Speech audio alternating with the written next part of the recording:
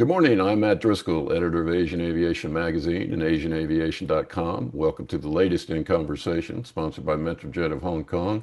Today, we are speaking with Mr. Fergus Lopez. He's the Asia Pacific Managing Director of APS. That's Aircraft Propeller Services, I believe.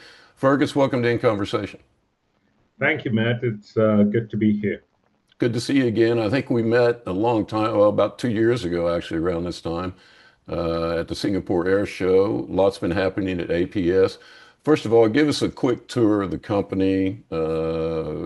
What's new? You guys, I think you recently officially opened your Malaysian operation. You're a pilot. Tell us a little bit about yourself, but give us the 50-cent tour of APS.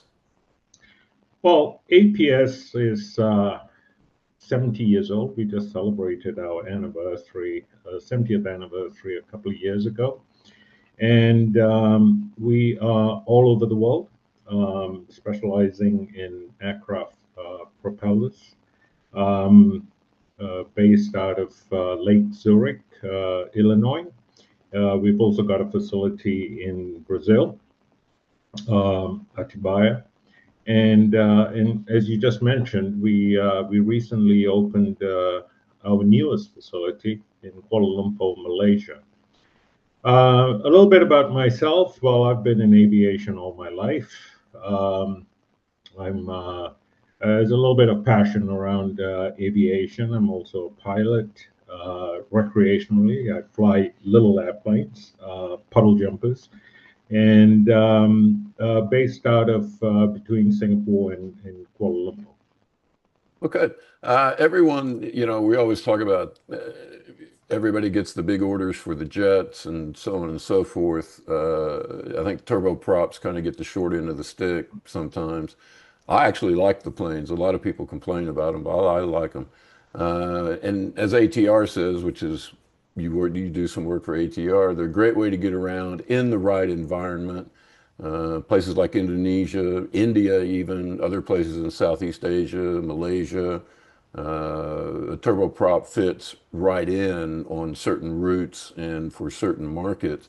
What is the market like for turboprops in Asia, and are there areas that are really hot? So I think Indonesia's one, but tell us about how strong they are in Asia. All right. You're right about, turboprops getting the short end of the stick, right? Propellers go back to the Wright brothers, right? And unlike the jet engine or jet powered airplanes, which come across as a little bit more sexy and fast, and it carries lots of people over long distances. Turboprops are more tuned to shorter distances,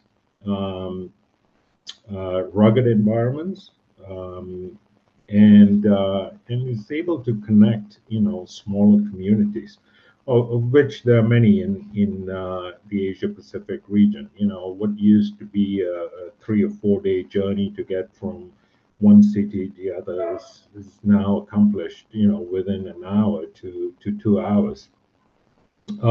It you know it can land in very short runways, and but most importantly, and this is why I'm a great fan of turboprops. It's probably one of the more cleaner forms of transportation. Highly fuel efficient, leaves very small imprint in the environment. And it can, like I said, it can land in, on a penny, all right? And let's not forget, turboprops are also used extensively in the military as well. And we at APS, we support the C295 propellers. And if you talk about bigger airplanes for turboprops, you've got the C-130s and, of course, the Airbus A400M, which are large airplanes capable of moving big loads across the world. So both commercial as well as military applications, they do very, very well. Okay. Let me ask you about, do you want to bring the dogs in first of all? With that, we might get more viewers if we have the dogs in there.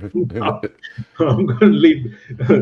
They'll take over this conversation. No, I know it's funny what I watch all these videos on YouTube and you see the weatherman with the dog, when they during COVID it was really popular. They'd have the weather dog on and all that. It was really funny. Let's talk about MRO. I mean, you do obviously MRO for props, but I think do you do some general airframe work as well, MRO, or am I mistaken? That is the plan, but we do more than props. I mean, if you walk into our Brazilian facility as well as our Lake Zurich facility, we don't limit ourselves to propellers, right? We are the largest independent propeller MRO company in the world. Uh, that's where we began. Um, you know, Sort of in the greater Illinois area outside of Chicago. But we've since grown. Our Brazilian facility does components for um, helicopters, uh, and likewise also in Lake Zurich. The plan for Malaysia, our Malaysian facility, is no different. Right? We are going to grow outside of propellers. We've earmarked a lot of space in our brand new facility for other components that are going to be coming in. We are in advanced stages of conversations with various OEMs who are interested in supporting us with that sort of growth. So we will move in that direction. More importantly, we'll move very quickly. I wanted to ask you, excuse me, speaking about Malaysia, and I wanted to ask about your expansion plans. I mean, obviously, Malaysia is an expansion.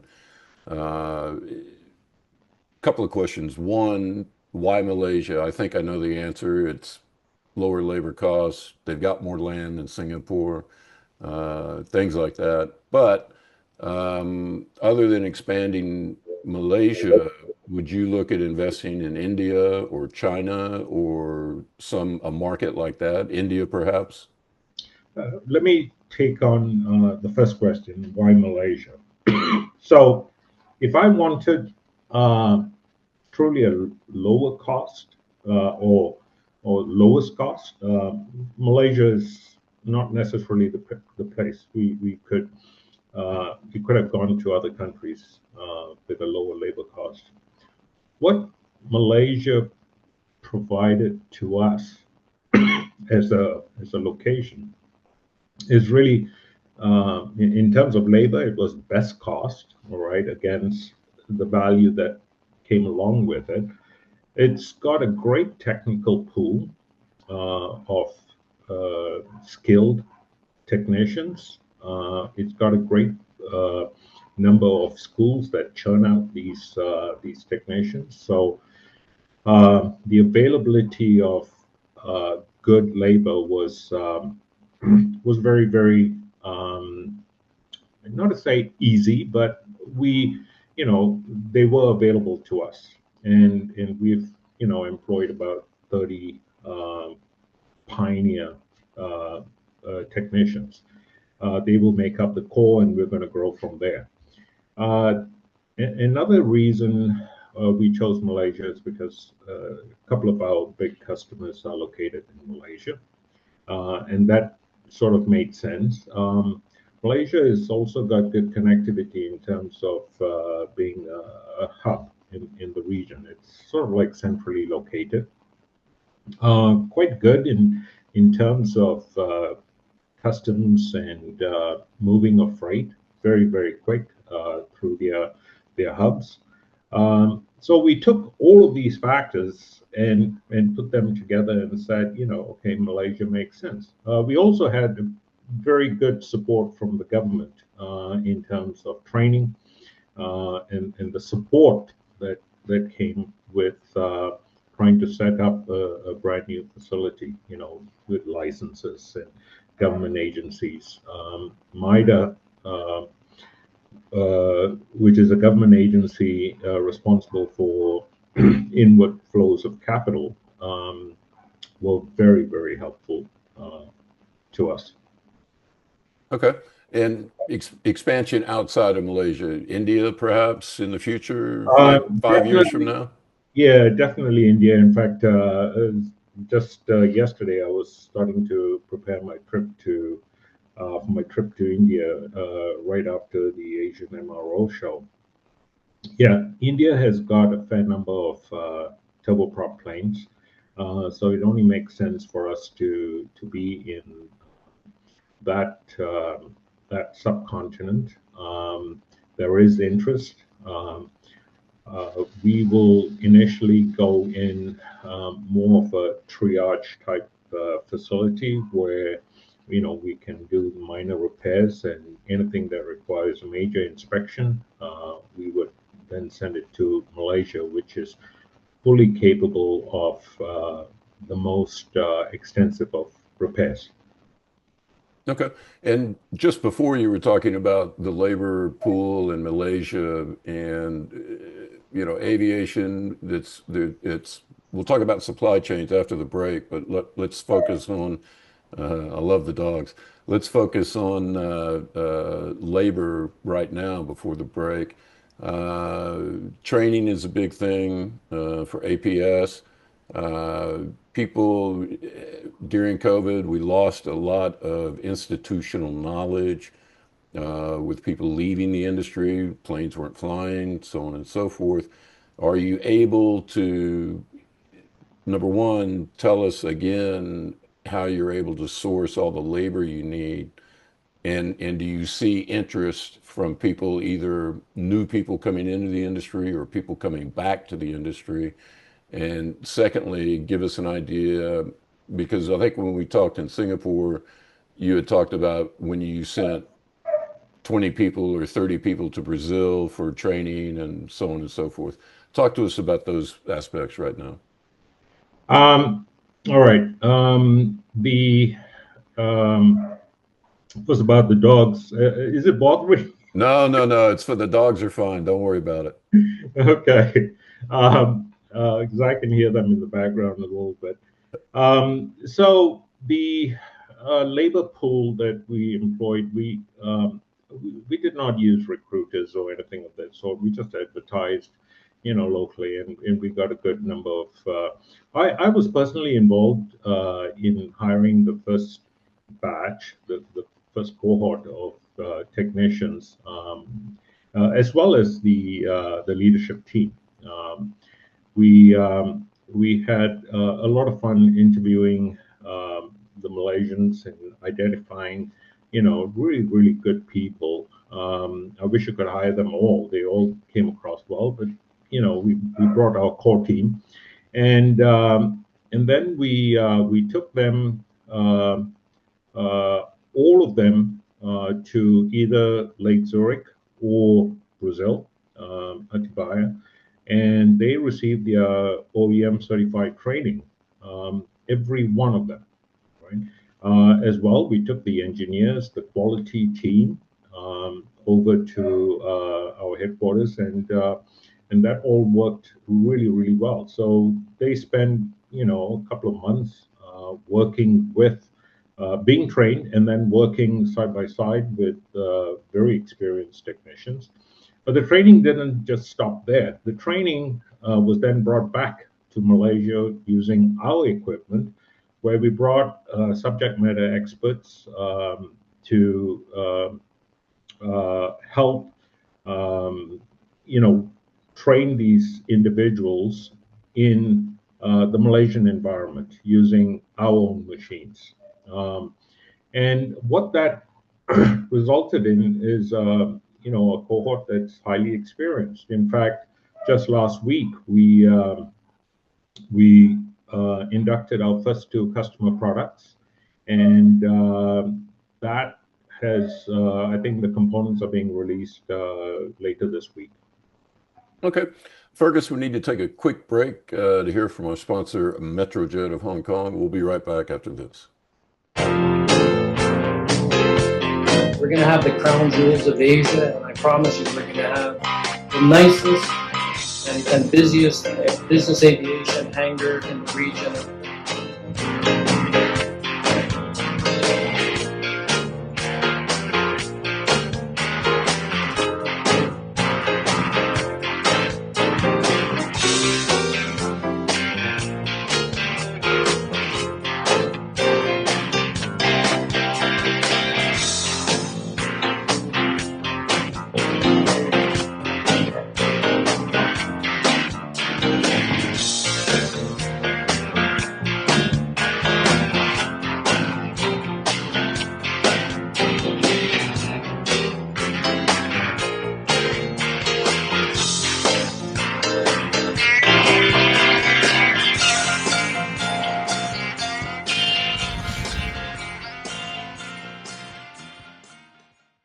And we're back. We're talking with Fergus Lopez. He's the managing director for Asia at APS. Fergus, I know we just before the break you were talking a little bit about the defense side of the business.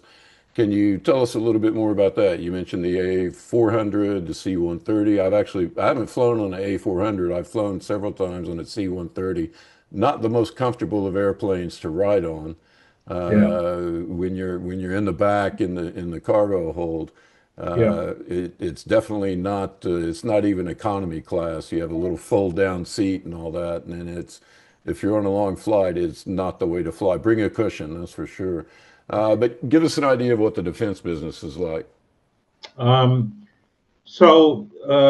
these propellers, the 568F propellers, also power the C295, and there is a growing fleet of C295s in the region.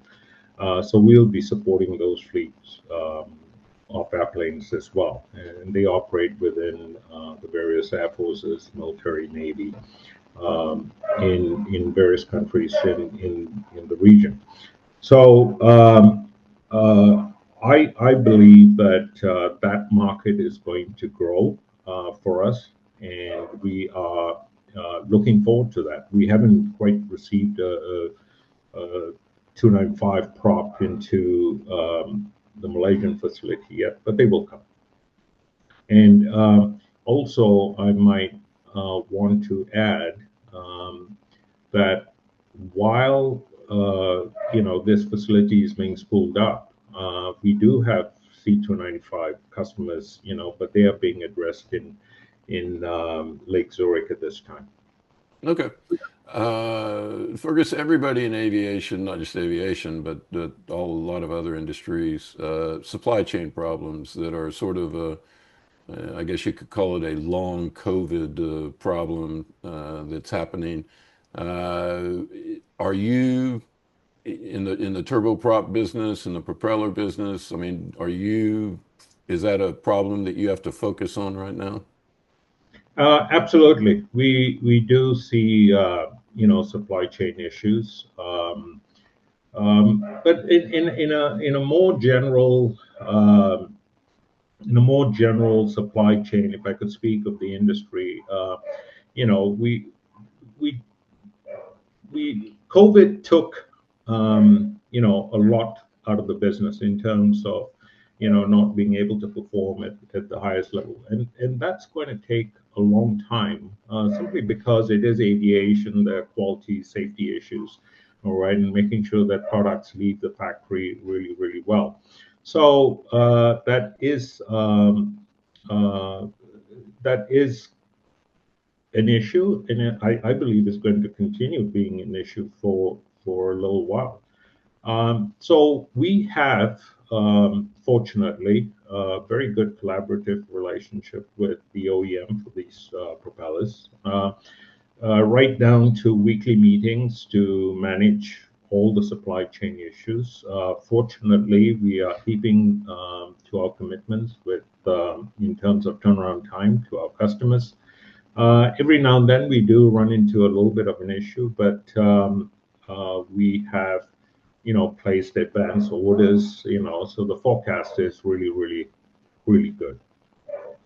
Given that you've got a U.S. operation as well, I want to ask about tariffs because it's not so much, if it was just about the money, you had a set idea, a definite, number that then you could have that certainty that this number is what we got to pay, and you could cost it appropriately for your customers and everything. But it's sort of the one day it's 15%, the next day it's 40%, then it just changes all the time. So are tariffs an issue for APS, or do you have a special team looking at the tariffs and how they're going to affect you, or do Yeah. is it is how do you deal with that?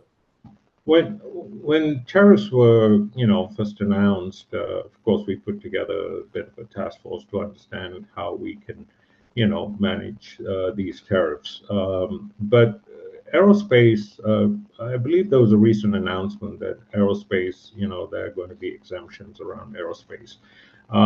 So we're not really seeing an impact with the tariffs. Certainly in this part of the world, Malaysia does not impose any tariffs on aerospace components at all. So, goods come freely into Malaysia and out of Malaysia with very little issue. So I believe that we've got a good handle on tariffs, and there's no additional costing to our customers at this point. Okay. Fergus, last question. I always try to end these on a positive note. Let's focus on, say, the turboprop industry. What do you get your crystal ball out and tell me what you see happening 6 months, a year from now, and what is APS looking forward to and planning for? Okay. Well, let's talk about the propeller market. We can also talk about the other components that we're planning. There are about 500 ATRs operating in the region, thereabouts, right? And ATR forecasted recently about 1,000 airplanes that's going to be delivered over the next 20 years. All right, so that forecast is strong. All right, India just ordered a whole bunch of airplanes. Indonesia has got a good sized fleet, and as these communities develop and travel becomes a little bit more prevalent with the outer communities, I can see this demand only growing. All right, and APS is going to grow demand. All right, our facility is scalable, so we can put in more propellers than what we've envisioned at this point. But also for APS, we are looking forward to other capabilities coming into our facility, and that is going to drive the business more. The important thing is the value proposition that we bring to our customers by being in region.